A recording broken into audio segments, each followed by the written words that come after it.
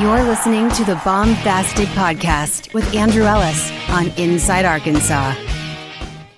What's going on, everybody, and welcome back to the Baumbastic Podcast presented by Inside Arkansas and hosted by Andrew Ellis. I'm coming to you on this Thursday, March 13th, and we're excited because tomorrow the Arkansas Razorbacks, the number 3 team in the country, will open up SEC play. They will also play in their first true road games of the season on the road in Oxford, Mississippi against the number 13 Ole Miss Rebels. A few different polls have them in other spots. I always go with D1 baseball. They're kind of the cream of the crop there. Those are the polls that I choose. And they have this as a top 15 matchup, number 3 versus number 13. And so should be an exciting test for the Razorbacks. Always good to get into conference play. That's when everything's real. Not that, these games before aren't real, but it just, we all agree it just means more in the SEC. It means a little bit more when these guys step up in these big moments and you have someone come in and get you some big outs in the 7th inning. It means a little bit more when that's an SEC game. When Carson Wiggins gets the ball this weekend in a potential closing situation, it's going to be a big deal because it's his first SEC save. A lot of these hitters will get their first taste of SEC pitching. For some of Arkansas's newcomers, of course, guys like Kahio Aloy, guys like Brent Iredale, Vahivolo, we've seen him hit SEC pitching before. But it's a nice test for some of these guys. We'll see who steps up to the challenge and who kind of shows out. And another thing that makes you feel good about it is we go into these last couple weekends and we're kind of thinking Arkansas has the upper hand, teams that they should be expected to beat. And that's still the case to an extent this weekend because that's the standard Arkansas set. Many people are picking Arkansas to win this series, but you're going into a tough environment. You're going to face a tough Ole Miss team that's got a ton of veterans on there. A really good coach that's been there for a while. He's been there, done that, seen it all, beaten DVH head-to-head quite a few times. And so there's some familiarity there. There's some high-level arms, some high-level bats. This is an SEC weekend of baseball. That's what you're going to get out of Ole Miss. And this is an Ole Miss team that was not projected to be a huge factor. This is a team that not many people were talking about coming into the year. They got out to a really good start, 14-2. And so we'll see if they're able to keep it up, or we'll see if maybe one of us gets exposed this weekend as being fraudulent. We shall see. Those are the kind of narratives you hear whenever you get to SEC play, when it just means more, like I said. And so we're going to kind of take a look at the matchup and how these two teams compare on paper and who are some of the guys to watch out for and names you need to know, things of that nature. A few items that I want to get through before we move on to the rest of the show. One, I want to go ahead and announce, I'm not the one making this announcement. The Razorbacks will open tomorrow's series on Friday at 2 p.m. It was a game that was scheduled for 6:30, but there's some inclement weather in Oxford this weekend, so they're moving first pitch of the series up to 2 p.m. So keep that in mind. That's very notable. Arkansas is used to playing afternoon, 3 p.m. games. That's kind of how they do it around here. We're scheduled for their first night game, which is always fun, that first night SEC game. It's that time of year where the weather allows it most of the time. Weather ain't allowing it today. Or tomorrow. So it's going to start at 2 p.m. So mark your calendars. Make sure you've skipped work. Make sure you've put in your PTO, whatever you got to do, or maybe just bring your laptop and be ready to pull up the game at work. Whatever you got to do. Series starts at 2 p.m. When that series starts, Arkansas will have a different man starting the series on the mound than they have had in the first 4 weeks of the season. Arkansas announced their starting rotation for the weekend today, and it will be Zach Root, the ECU transfer, getting the ball first. Gabe Gackle will still be in the starting rotation. He will throw in game 2, and then Landon Beidelshe's game 3. They listed it Friday, Saturday, Sunday. Again, weather's kind of sketchy this weekend. It looks like it's going to rain a lot on Saturday. We'll see how the schedule winds up. But assuming that everything stays according to plan, you'll have Root, Gackle, Beidelshe's games 1, 2, 3. So a little bit of a shake up there, but nothing crazy. We thought this might be possible. And I mean, Zach Root, if it comes down to has he earned it or not, I think he's definitely earned the right to be Arkansas's most trusted starting pitcher. And, we'll see if maybe an extra day of rest gets Gabe Gackle going. But I wanted to note both of those things just in case anyone had not heard the announcement, in case anyone was waiting on me to come here and tell you when the series starts and who's going to be on the mound.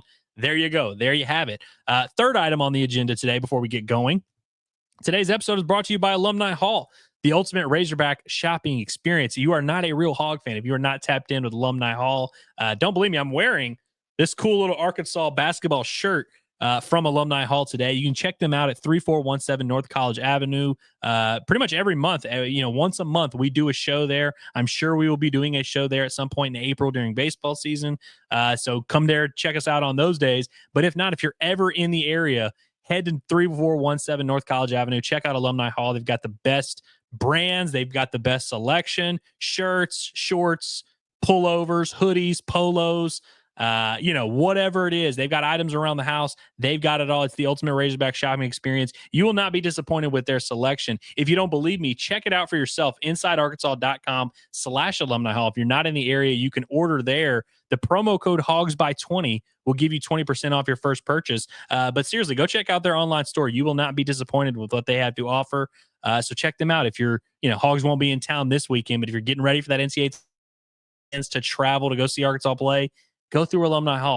So moving on to the Ole Miss Rebels, of course, Arkansas's opponent this weekend. How good are these guys? Should Arkansas still be expected to win this series? Well, yes.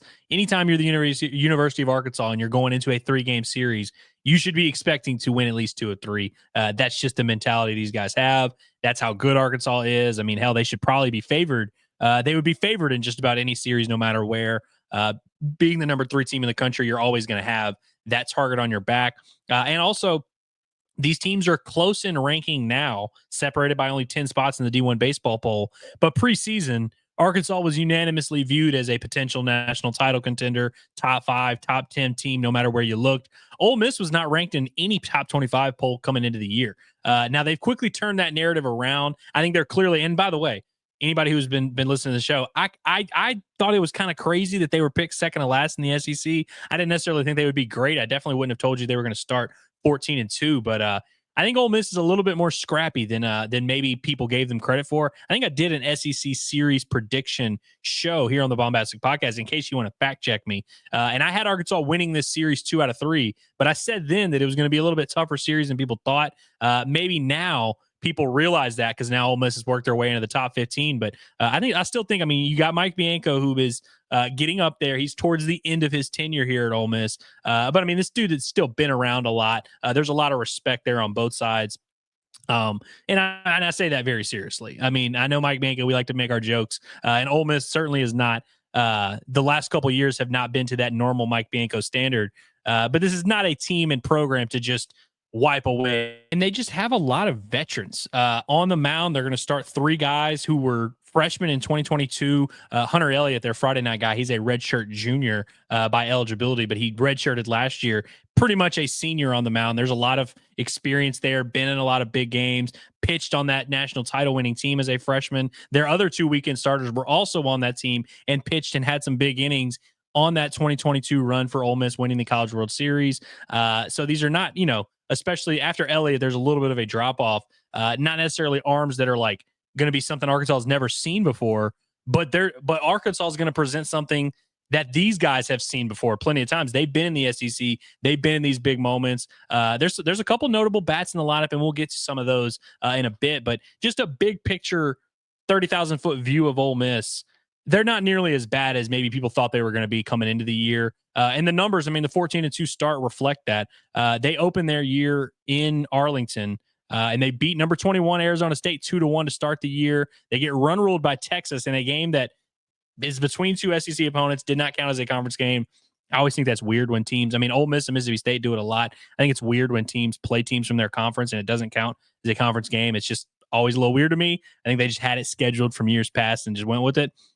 But they end up beating, so they lose to Texas 10-0 on Saturday. Then they beat number 15 Clemson 15-5. Run ruled them in 7 innings. So started the year with a little bit of a statement there from Ole Miss, and then they rattled off a crazy win streak. I guess it was like a 12-game win streak. They finally dropped another game in a midweek on Tuesday. I know some people had some fun making fun of that. Midweeks don't matter at all in college baseball unless you're kind of on that tournament bubble. And who knows, maybe Ole Miss will end up being there. But been a really impressive start to the season. You could kind of tell right away that this team certainly wasn't going to be bad like they were maybe projected to be by some of them. Let's get into the numbers just a little bit, just so we have a good feel for what we're looking at here. So comparing the hitting numbers between these two teams, for those that are not watching on YouTube, I apologize. I'll try and talk through it to you a little bit, but you see the numbers there. If you are watching on YouTube, Arkansas with a better team batting average, 313 compared to the 285. Arkansas ranked 9th in the SEC compared to Ole Miss being 14th in the SEC.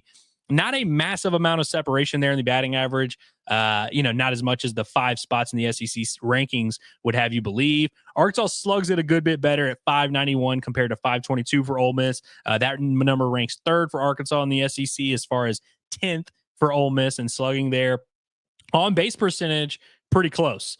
Ole Miss, I believe, is top 5 in the SEC in walks overall. So even though their batting average is near the bottom of the league, still kind of hovering around that middle of the pack. I mean, they're separated by 13 points here with Arkansas. Arkansas getting on base 438. That's 7th in the SEC. Ole Miss 425. You guys know, if you've listened to this pod long enough, I always say batting average is kind of the most overrated statistic in terms of judging offensive success. And I think Arkansas this year is actually kind of a little bit of a prime example of that, where you're top 3 in the league in slugging, and you're top 7 in the league in on-base percentage, and you're top 5 in scoring. You're 9th in batting average, and I feel like that doesn't really tell the story. Kind of the same thing over there with Ole Miss. They're 14th in batting average, but like I said, draw a ton of walks, so their on-base percentage is 10th. Their slugging percentage is 10th. Equals runs per game, they're 10th as well, averaging exactly 1 run fewer than Arkansas. Arkansas's 5th in the SEC with 9.2 runs per game. Ole Miss at 8.2.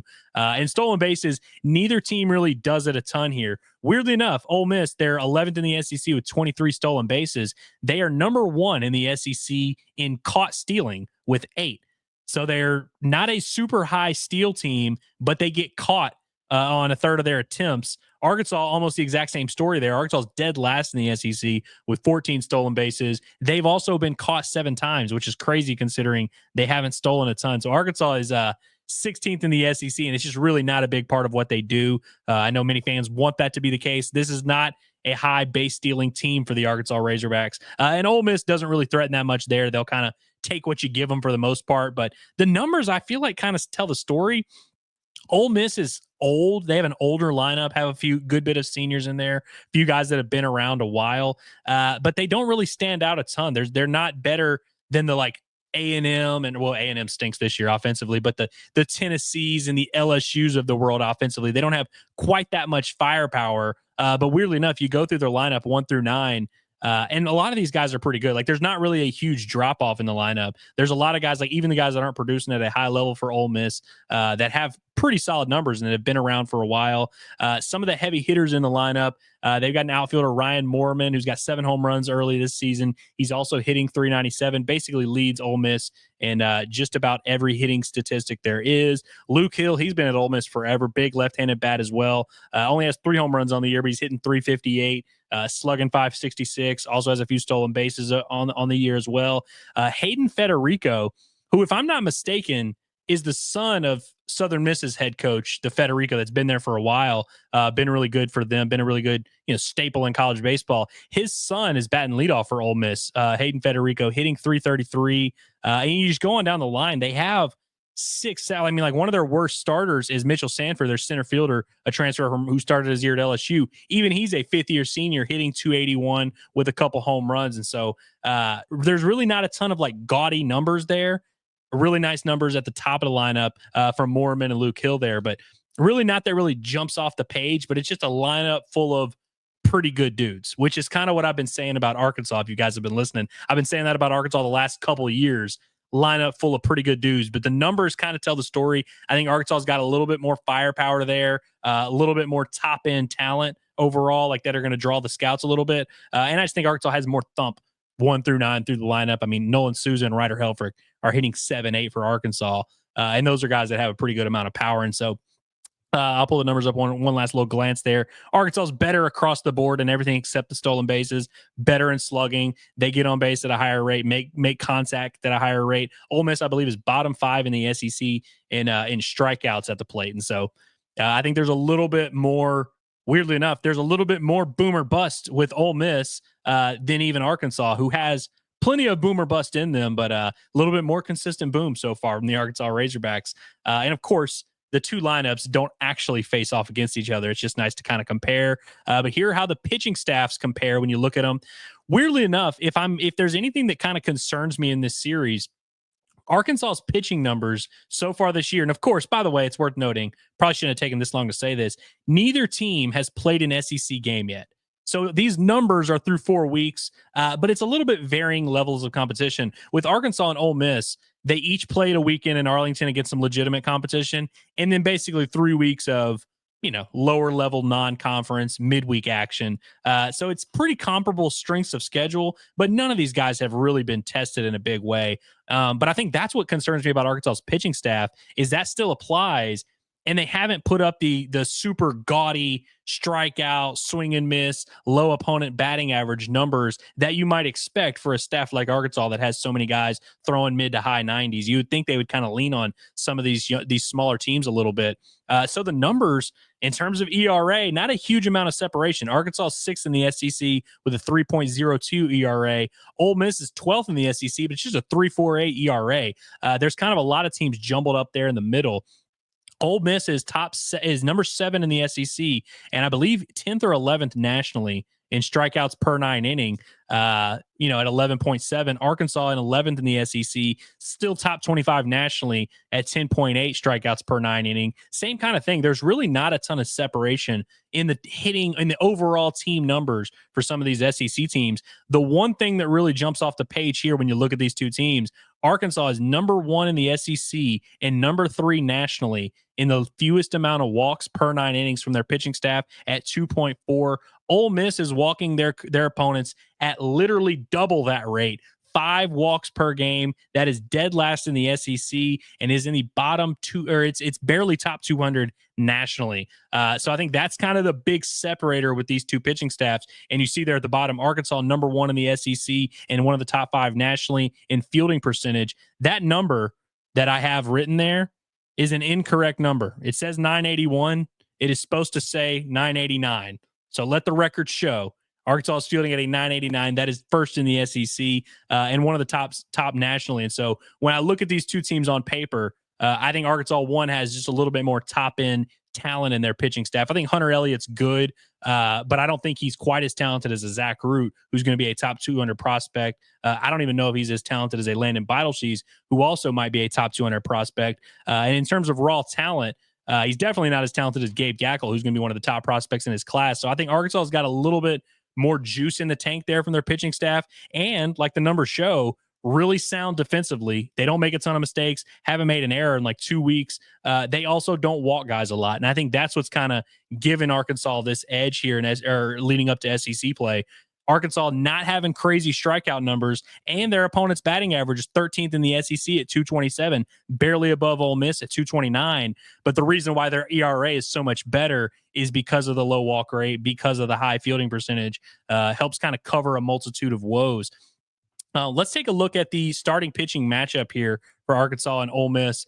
So like I said, Zach Root scheduled to throw game 1 of this series. He is going to go up against Hunter Elliott, a very intriguing left-handed arm for Ole Miss, one that you guys are going to remember. You guys are going to be familiar with. The year that Arkansas lost to Ole Miss in the semifinals of the College World Series. Arkansas faced Hunter Elliott twice that year, once in Fayetteville, once in the College World Series. Hunter Elliott was a guy that, again, he was a freshman there in 2022 and was a huge, kind of worked his way into the weekend rotation. Weirdly enough, his start at Arkansas as a true freshman kind of kickstarted his freshman year and got him on the national radar, got him in that weekend rotation, ended up being a huge arm for them down the stretch. And Arkansas ends up facing him in Omaha.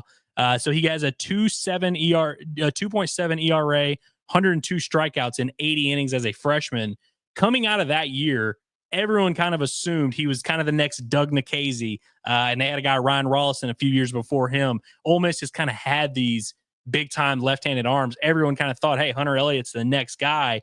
He ends up only making 2 appearances in 2023 as a sophomore, ends up tearing his UCL, having to have Tommy John surgery, which kept him out all of last season as well, because it kind of happened kind of in that late February, early March range. He ends up having the surgery, wasn't able to get back to action last year. And so he's a guy that was probably chomping at the bit to get on the mound this year. He returns right into that weekend starting role. He's the Friday night starter for Ole Miss, and he's been pretty good, although I will say he's coming off of his worst outing of the year. Did not get out of the 4th inning there against Jacksonville State. Ended up giving up a handful of runs, his worst outing of the year. He'd been pretty good before that.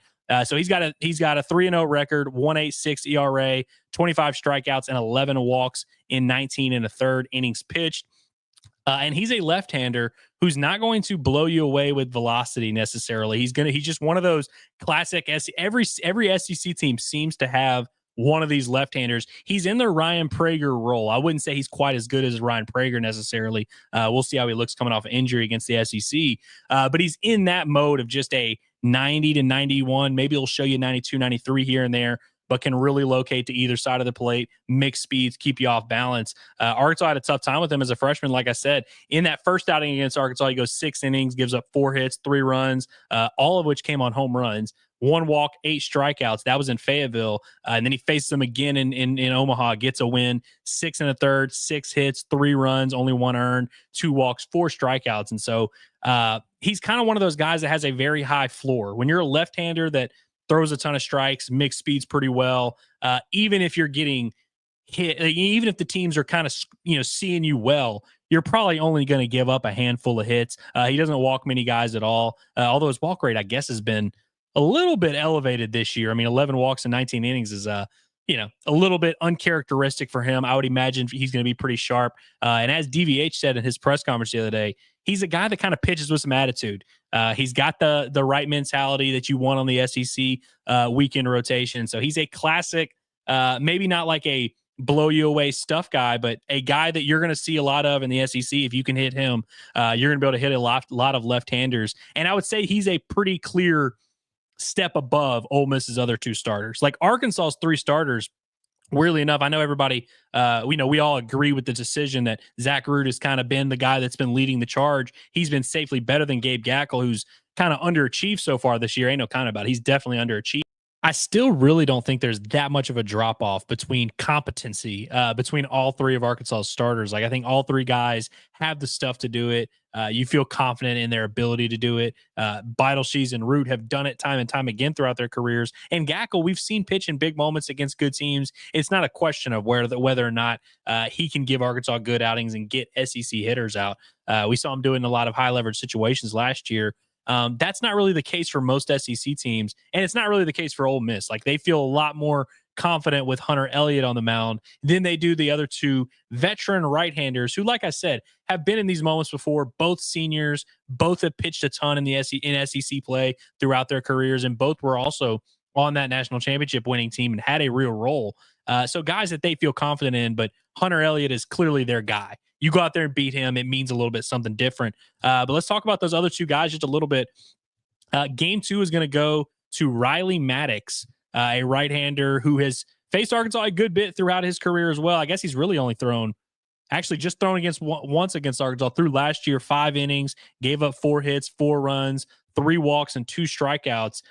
He was in their weekend rotation last year. So again, a lot of experience. He was not very good last year. He went 2-7 with a 6.08 ERA, only had 43 strikeouts in 58 innings, 18 walks. So he doesn't throw he doesn't walk a ton of guys. He's not just walking around out there. He's going to make you earn it. But last year, teams earned it a good bit against him. And so he also, by the way, got roughed up against Texas. He's given up 7 earned runs this year. 6 of them came against Texas. So this is a right-hander with, some pretty good stuff, a lot of experience. Like I said, I don't think it's a coincidence the one good team he faced is the one that roughed him up a little bit. And of course, I read you the numbers. Wasn't very good in the weekend rotation last year, but we'll see if he's a little bit improved. His overall numbers are a lot better this year so far. He is 3-1 with a 3.44 ERA, 20 strikeouts, 8 walks, and 18 and a third innings pitched. The other guy who's going to be throwing game 3 for them, Mason Nichols, another right-hander. Now, he has faced Arkansas a lot. He's faced Arkansas 4 times in his career, faced them in that 2022 season as a freshman, went an inning in 2/3, no runs, no hits, no walks, 2 strikeouts. Faced him twice in 2023. They used him twice in the same weekend. He goes for 1 inning, 0 hits, 0 runs, 0 walks, a strikeout, comes back and throws 2 1/3, 2 hits, 1 run, no walks, no strikeouts. And then last year against Arkansas, got a little bit of a lengthier outing, 3 2/3, 3 hits, 1 run, 3 walks, 4 strikeouts. None of these, pretty good numbers overall. I wouldn't say he's been like an Arkansas killer, but he's got some experience and he's thrown pretty well against Arkansas for the most part. me personally, like I've only seen these guys throw mostly against Arkansas and a handful of times other than that. I feel like Mason Nichols has a little bit better overall stuff. 6'5", 220 as a fastball that gets into the mid-90s range. He's a arm that kind of puts more of the fear of God, not the fear of God of me. Let's not be dramatic. But I fear him a lot more than I do Riley Maddox for whatever reason. I feel like he's maybe a little bit higher ceiling of an option. But Maddox has more experience doing it. The numbers for Nichols real quick. 1-0, 4.20 ERA, 22 strikeouts, 5 walks in 15 innings of work this year so far. He's weird where his freshman year, he put up the best numbers of his career, had an ERA under 3 in 31 2/3 innings of work, through 38 innings as a sophomore, through 31 2/3 innings last year, had an ERA just under 4 last year. You know, you look at his resume career, nothing really jumps out at you. But again, another arm that's been there time and time again. It's interesting to see him in a starting role because when I think of Mason Nichols, 6'5", that big fastball, I kind of think of him as a high leverage righty, and I think he's going to have an opportunity to do that at the next level. I think he's going to be a guy that is a draftable arm. Honestly, a little surprised he didn't get drafted last year, just based on the stuff he has and being an experienced arm in the SEC, but maybe being a starter will kind of open his eyes up to the scouts a little bit more. But that's kind of the rundown of their starting rotation. Nothing really crazy. And in terms of their bullpen, I might go as far as to say the bullpen is the strength of the team for Ole Miss. It's a little bit weird. It's a little bit tough to dissect because Arkansas has used, I think, 15 or 16 arms this year. Can't remember the exact number. And then on a given weekend, of course, they use a lot less than that. It's been pretty structured and pretty, by the book in terms of who starts. And like Arkansas doesn't mix it up a ton in terms of, oh, it's the 7th inning, we might throw this guy out. 8th inning, like you kind of know how Arkansas is going to use their bullpen with Coyle, Fouch, Wiggins. You kind of know the general outline. Ole Miss has used 20 pitchers this year. Now they've been in some blowouts, some low leverage situations where they can kind of just throw guys out there. But they've got a ton of arms that they've used so far this year, and a lot of their top bullpen arms have been really good for them. They've got 2 guys that have thrown 5 innings and have not given up a run in Connor Spencer and Braden Jones. A couple right-handers. Spencer has 2 saves. He's the only Ole Miss Rebel with multiple saves this year so far. Their top lefty, Walker Hooks, has thrown 10 innings. Only allowed 1 run, has struck out 16, ERA under 1. He's made 6 appearances for them. I believe that either leads the team or is second on the team. But he's kind of their go-to left-handed arm. And Arkansas, of course, has left-handed bats littered throughout their lineup. So keep in mind the name Walker Hooks. You're almost certainly going to see him in a huge left-on-left situation. But Ole Miss has a nice little mix of bullpen arms. They've got 7 or 8 guys that they really will use on the weekend that have pretty good numbers this year. Again, they haven't faced a ton of high levels of competition outside of week 1. So there's a chance Arkansas could maybe expose some of that. But on paper, if you're just looking at this Ole Miss team, the thing that kind of jumps out to me that kind of gives me some pause is they seem to have a ton of bullpen options. Some of their top guys that they've used a lot on the weekends have given up like a combined 3 runs on the year. So they really, once they get leads, they're really able to put teams away. And in that opening weekend in Arlington, they blew one team out, but they beat Arizona 2-1. And so they kind of shown they can piece together a game against a really good team. And so definitely something to look out for. If Arkansas doesn't get a lead early in some of these games, you're going to start counting outs and realizing they've got some arms that can put you away. And so, and Arkansas has some good arms on their side of the ball as well. So it's not like I think they're necessarily better than Arkansas in that department. But if I'm just looking for weaknesses on this Ole Miss pitching staff, in the bullpen, there really aren't a ton of them. They feel pretty good about the options they have there. Before we get out of here, I want to take a quick look at the Arkansas side of things. I've been saying going into a lot of these series, I've been like, Arkansas's playing Portland or they're playing Charlotte, but it's really more about Arkansas and what they have going on. And we had questions we wanted to know about. Who's going to fit in the lineup? What's the circle of trust? There's really we're kind of blessed. We're going into SEC play. I think we have a pretty good feel of the 11 guys Arkansas is going to use in terms of a position player standpoint, your regular starting 9, and then, whoever's not starting between Cam Kogel and Rocco Pepe, and whoever's left out of the outfield race, whether that's Diggs, Davalon, Maxwell, or Justin Thomas. Those are kind of the 4 they're going to rotate there, have Kogel, Souza, and Pepe kind of rotating in those spots. Outside of that, everything's pretty locked up. We don't have a ton of questions of who's going to start, who's going to play. We kind of know who the guys are. But I did want to take a quick look at the circle of trust like we like to do here on this show. So we get a little bit of a shake up there. Root moves to the starting role, the number one starting role. But the three starters remain the same. The three lefty options remain the same. I'm kind of a little biased by keeping Cole Gibbler in here because I don't know if Arkansas necessarily is going to use him on the weekend. Though I will say, Dave Van Horn, after his outing on Tuesday, was really impressed with the way Cole Gibbler threw in 2 innings. And he actually did say, I would have no problem throwing him out there in a close game in the SEC. We'll see if he stays true to his word, but I'm keeping him in the circle of trust for now, even though he has not appeared in the last couple of weekend series. Christian Fauch and Carson Wiggins continue to be your closing options. Obviously, Christian Fauch was the 8th inning guy and Wiggins was the 9th inning guy on Sunday. But I think in most weekends where there might be multiple high leverage save opportunities, you might see both of those guys throw in the 9th inning. That's kind of how it worked out the first couple of weekends. So we'll see how that plays out. But both those guys are clearly your 2 flame throwing, high leverage righties there at the end of the game. And then your mid relief righties, I went away from the bulk thing. And when I went away from the bulk thing, that basically eliminates Ben Bybee from this list, and it also eliminates Tate McGuire from this list. I bumped Aiden Jimenez. He has his own spot now. I feel like he's kind of earned it with his last couple of outings. Not that he's been like blowing us all away by being amazing, but Arkansas's put him into some high leverage situations, and he's come through and gotten the job done. Will McIntyre's thrown the ball really well his last couple outings.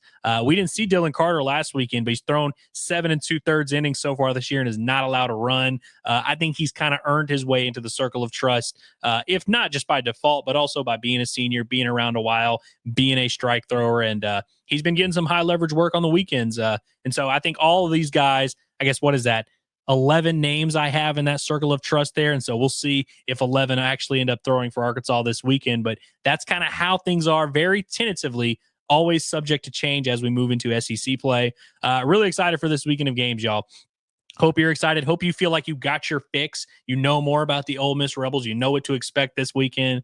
And as the season gets further on down the road, it's a little bit easier to dissect these teams because you'll have SEC games to look back on and say, oh, they went it was in the 7th inning, 5-3. They went to this guy. When it's a closing situation, they go to this guy. Ole Miss has not played in a high leverage game in like 3 weeks. And so it's a little bit tougher. And so I think we'll learn a lot about both teams this weekend and kind of where they stack up. I think this is a nice barometer for Arkansas. And if I had to give a prediction, which if it might as well, I will go Arkansas winning game 1 and game 2 and dropping the Sunday series finale. If I had to pick how I think it's going to play out, that's kind of where I'm at. I think Arkansas is going to get a really good bounce back start from Gabe Gackle. And I think they're going to lose like a 4-3 game on Sunday. It's just going to be kind of one of those. Ole Miss is fighting. They get a good outing. They had some arms left over. They piece it together. But I think it's going to be a good weekend of baseball. And then, like I said, hopefully we'll find out a lot about these two teams, and we like what we find out about the Arkansas Razorbacks. So appreciate everybody for being here. Appreciate you guys for always tapping in with the Baumbastic Podcast.